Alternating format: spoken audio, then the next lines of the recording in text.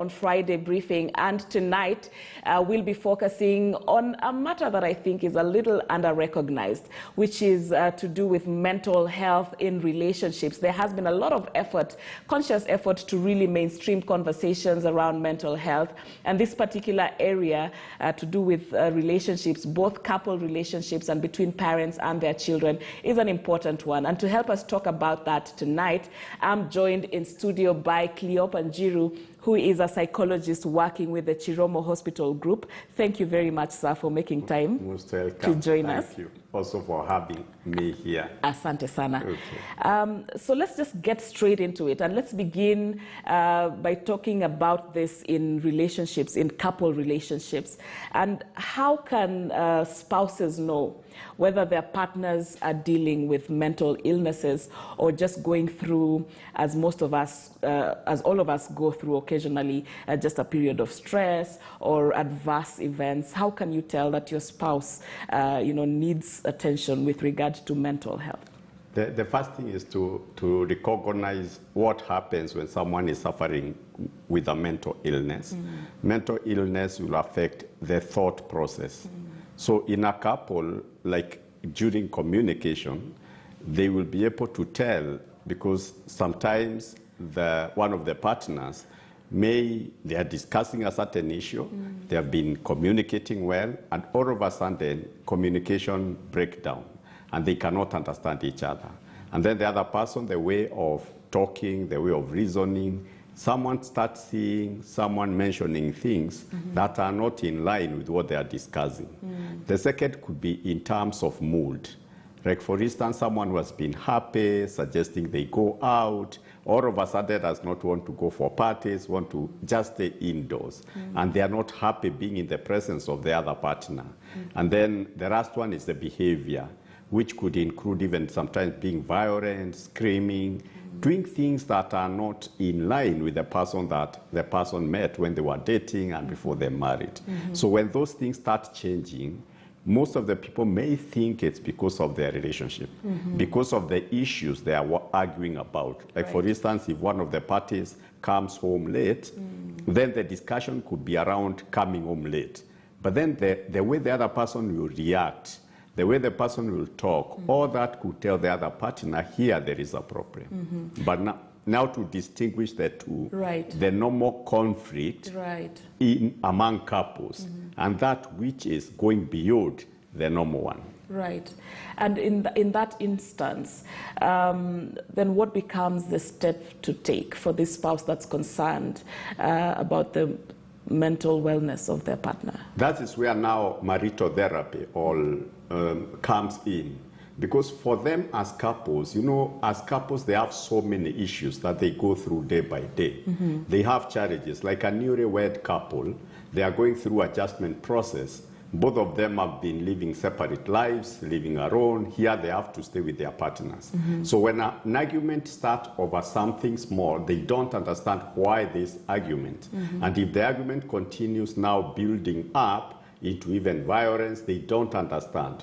But if they are in front of a therapist who is well trained, then the therapist is able to help them to start seeing these arguments are not just the normal argument for couples. Here there could be something. And then the therapist is able to see among the couple, because it's not necessarily both of them. One of them could be going through issues like issues of depression, where the person feels very sad, hopeless, helpless, and then the person may attribute that to the way the spouse is telling her or him. So with the help of a psychologist who is able to make assessment, because psychologists, even by reasoning, by observing, one is able to tell there is a difference here, and then one is able to identify a few things that could tell one of the spouses could be having an underlying mental illness that has not been diagnosed. So it is important to understand that some of these cues, they are not there to everyone. That's why psychologists and psychiatrists go for in-depth training, so that they're able to observe, to reason, sometimes between the line, and be able to see this is illness, and so can be able to suggest therapy for the couple who could be going through issues that could be related to mental illness. Right. And it's not always that easy, right? It's not in all relationships that you will find the partners are willing to work it out in this route of going for treatment, for therapy, and what have you. Then what becomes the options for the spouse that is trying to help the partner? And particularly, when do they know that I'm doing my best, and when are they then burning out, saying that at the same time they don't want to burn out in the process? That you've mentioned a very important thing that I feel, even like this discussion we're doing, stigma. Because most people, and maybe we could go to gender, you might find men are not likely to go and seek professional help, and not only professional help, to go to someone else and say, this is what is happening in our marriage. And if they go to someone who can be able to tell, as much as this happens in most marriages, this one is going beyond the normal. But you see, men, the way they have been socialized, and then the whole issue of talking about your own problem, it may be seen like a weakness. And so they would rather keep it to themselves. Right. And so that is where now they are not able to be helped.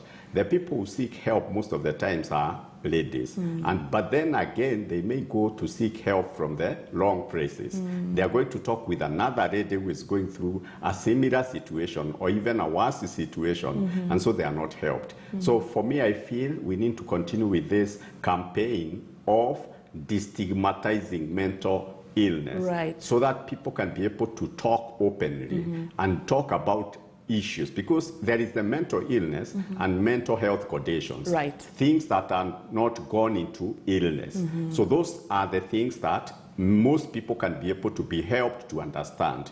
When you see someone who is crying most of the time over nothing, sometimes you see someone just remembers something, you say something and it reminds the other partner of an event that happened, and the person starts crying and will not stop. And then the other partner is left wondering, what have I done? And yet there's nothing the person has done. Or you see someone coming with an unexplained anger, irritable, over a matter that before would have been solved. But now the extent of anger, the emotions could tell there is something. So to answer your question is, we need this awareness. Because when people are more aware about signs and symptoms of different mental illnesses, then they can be able to tell, this is not just a normal couple argument. This is beyond what we think of couples, and hence we need to seek help. So that is where now we may need to go as a country, as people, so that we can be able to, one, destigmatize. Secondly, let us continue with these conversations so people may be able to tell mental illnesses or mental conditions related to the thinking. These are the likely patterns. This is what someone will do. Related to mood, like for instance, bipolar mood disorder is one of the things that can bring conflict among couples, because you know, finances is one of the issues that couples have to deal with. And you see someone with mental health condition that is related to bipolar or mania. Mania means you do things in excess. If it is buying, you see someone overspending. If it is giving, even something noble as giving, you see someone going to the bank and withdrawing a tune of even 1 million and gives out. So the other couple would wonder why. And when we were dating, when we started living together, this person was good in money management. But this time round, the person is even giving out to relatives, to friends. Within 1 or 2 weeks, the family does not have any money. And that can be a cause of conflict. So when we help people to be aware of when you see someone changing, the behavior is moving from the normal behavior, then there is something that may require attention by either a doctor or a psychologist or someone who is well trained. And maybe sometimes, maybe it's not changing. Maybe even you're still in the dating phase and all that, and you recognize some of these things that, you know, are symptoms of underlying factors. Then would you advise that then it's important, even from the onset, that you get to work at those and try to understand from the start whether there are underlying issues, and then work on them together? That is quite right. Actually, you have touched the most important fact. Even when people are just friends, you can be able to tell a friend who behavior, like for instance, people with ADHD is attention deficit hyperactive disorder. There are certain things you'll see, like the way the person will start doing something, a lot of energy, thinking well, but then you see this is not the way things go. So you can be able to tell when this person is maybe in a social place and they take a few beers, the reactions of the person, and then most of the people, they see it and they say, when we start staying together, things will work out. Yet this is something that needs to be helped by an expert. Right. So when those things start happening, when you start seeing things that are not okay, instead of feeling sorry and saying, let me stay with this person, the best thing is to seek, like what we say, premarital therapy or premarital counseling. Because when couples, before they get married, they are able to sit down with a psychologist or someone who is well trained in marital therapy. Does that happen like during premarital setups? Can you actually get diagnosed or recommended to get diagnosis of Exactly. these things? Anytime you meet an expert, and here it's good to know our trainings are different. Different, yes. We are trained at different levels. Yes. There is a psychologist who is trained in clinical work. Yes. Someone who works like in our hospital, Chiromo Hospital Group, because of the interaction between the psychologist and psychiatric, and seeing people who have different mental illnesses. Immediately you sit down with a couple, you can be able to tell there is some symptoms, some signs of a certain disease, which a psychologist may not be able to diagnose. And then the psychologist will work with the psychiatrist. And the psychiatrist can tell. Referral system within that working process. Together. Like the system at Chiromo Hospital Group is such that when you are seeing a patient, you'll consult with a psychiatrist. I see. And when you see there is something here, you refer the person to the psychiatrist. And then for the psychiatric also, they may see there are underlying issues here. There could be issues of trauma. Because like some of the things that happen when people are growing up as children, like for instance, even the punishment that parents instill in children can cause trauma. So when you start seeing some signs of trauma, which can lead to PTSD, post-traumatic stress disorder, then as a psychologist, clinical, you may not be able to diagnose. So you refer now to a psychiatric. Then a psychiatrist sees here there is underlying issues, which will require more time by a psychologist. Then they refer the person to a psychologist. So when you are in a setup where there is a good working relationship, there is teamwork. Makes sense. Then you are able to see here there is something that needs to be discovered. All right, that's clear.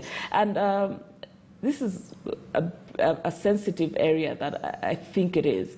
How is it important? Is it a thing even that partners or people who are looking to get into a relationship, if you already have a diagnosed illness, must you disclose this to your partner? Because there's a privacy issue, there's a sensitivity issue. Must you? Because, and then does it expose this person by doing that? How is this area approached? All these things depends with the level of maturity and the relationship and how you disclose and when you disclose. There is a way of disclosing and you can disclose in front of a person who can be able to support. Because one of the things we are saying is stigma and misinformation about mental illnesses. So if you disclose to someone who has not been taken through a process to understand if it is depression, it is something that can come with episodes. And well managed through medication, through therapy, someone with depression will continue with normal life. But because of the stigma attached, you may say that to someone who is not well versed with mental illnesses. And because of the stigma, people can lose a relationship that is working well and a couple that can go on and have a good marriage and someone who is under treatment, because we know there are several people who today are still taking medication on certain mental illnesses, but because of being supported by their spouses, their family, and then the caregivers, then they continue with the normal life. So it will depend on when to disclose, how to disclose. So it is a process where someone needs to be helped, and that's why experts are needed so that you can assess, is this person at a space where they can receive this news. Okay. And even when they are receiving, are they going to be given what we call psychoeducation? Psychoeducation is helping someone to know the diagnosis. This is depression. To know the signs and symptoms. When you are with this person, if you see these signs and you see these symptoms, then you need to seek help. And then, how do you support? When someone understands that and the relationship is good, they are compatible. Like now, sometimes couples could be compatible in 90% of the issues. It's only about mental health. Right. Then why not proceed and get support from therapists or from people who can support them, as opposed to... And there can be healthy relationships between... Of course, yeah. because mental health is not a weakness, you know, as something that can make people not be able to stay together. Right. So long as they get the right medication, the right therapy intervention, and then the support from the family, the support from the spouse. Right. The challenge would be that they go ahead and get married.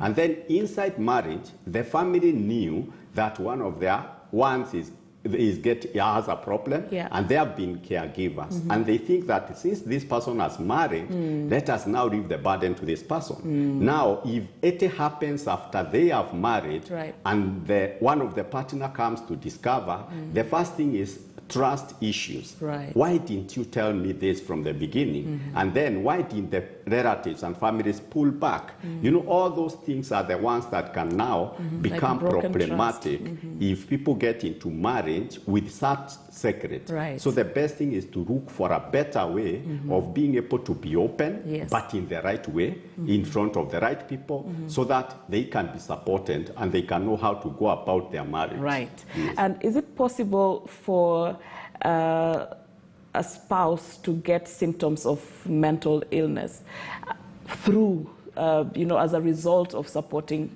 their spouse or their partner? That's a topic on stress or something we call vicarious trauma. Trauma is when you go through issues that disrupt your normal functioning. So when you are taking care of someone who is unwell, and who is not under treatment. Let us underline that. Because when someone is on treatment, then they will live a normal life. But if you are with someone and it is not yet diagnosed, and then because of the illness, some of the symptoms could be argument, mood, all that. Some can even turn into violence, and it is because of the underlying illness. So if a couple experience that for a longer time, then also they can face a traumatic experience because of this relationship. Okay. Yeah, so that is where now the couple can be affected, staying with another couple, a partner who has a mental illness. But when it is properly diagnosed, someone is on treatment, and then the partner is also taken through psychoeducation. And that's one of the things, like in our hospital, we insist that we don't only treat the person who has come. We have to sit with the whole family. There's partner, the parent, the sibling, so that each person knows what is our role in supporting our relative, so that everybody understands. So if the couple is taken through that, like for instance, I mentioned bipolar mood disorder. When the person goes on the high, because you see, bi means two, high means maniac, doing so many things in an exaggerated way. Starting a business here, starting a project there, traveling, depending with what someone likes. So if the other partner is not aware of, when you see this partner behaving in this way or talking this way, it is because the person is unwell and you need to take the person to the hospital. So if the partner is not aware of that, then the partner will now start feeling bad, complaining, why are you misusing the fund? And maybe I'm the one contributing. So that can be a cause of conflict, and the person can now be traumatized, and then the person end up now suffering from a mental health condition because she or he is staying with someone who is unwell and the person does not know.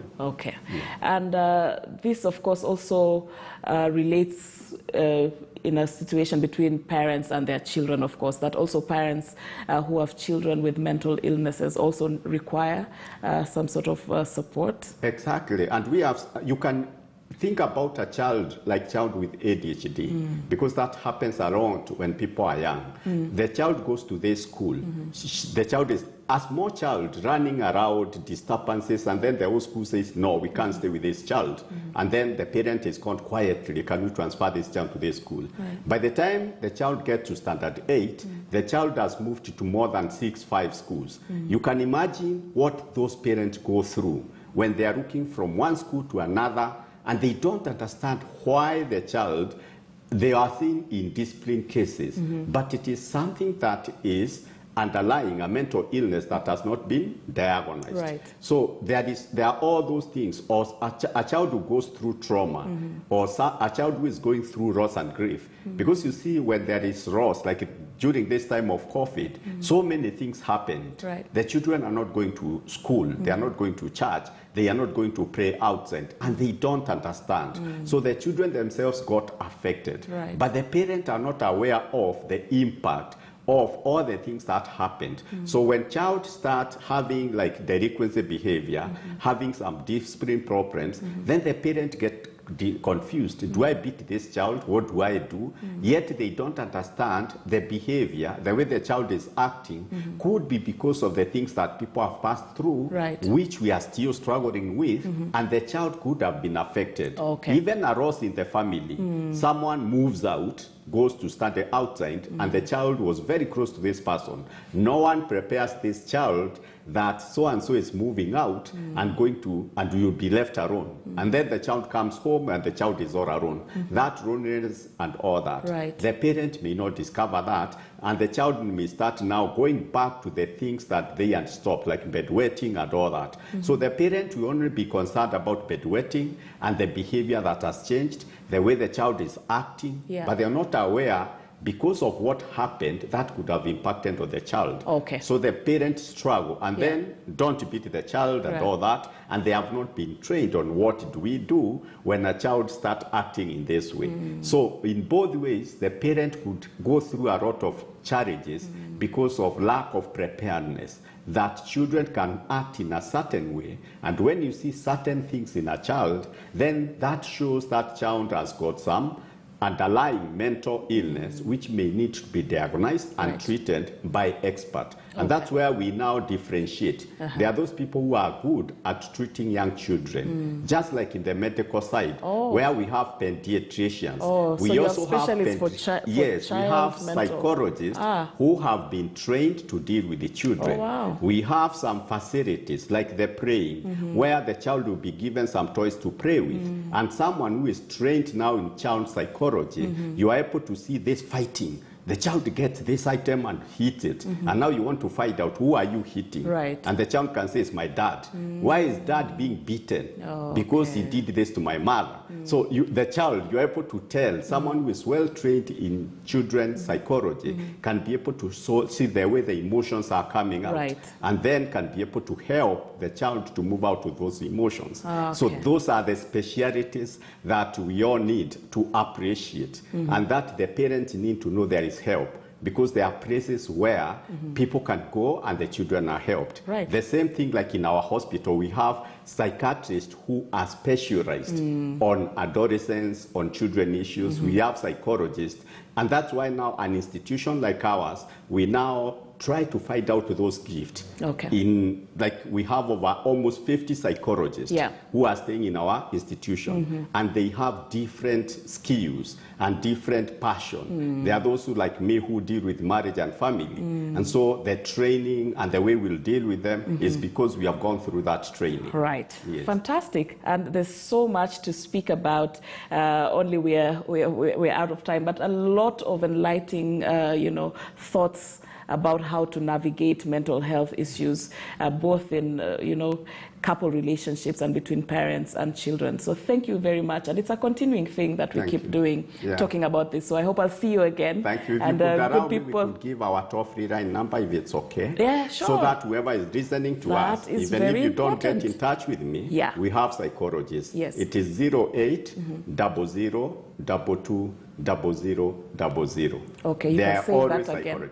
08 00 22 0000. Okay, that's your toll Toll-free. It is toll-free, such that when you call, even if you don't have to read it, in case of an emergency, the child is behaving in a certain way and you don't know what to do. Right. Call that number, and the psychologist in 5 minutes can be able to make an assessment and tell you what to do. If it is to bring the child to our facility, even if it's an adult, even if it's a couple, you are starting to have argument and all that, and you don't know what to do. Yeah. Call that number, and then you'll be referred to the right person. Fantastic. Yes. Thank you, and thank you for the good job that you're doing with your team. Yes. So that's been Cleo Panjiru, who's a psychologist working with the Chiromo Hospital Group, just talking about how to navigate issues to do with mental health and mental illnesses within relationships. Thank you very much.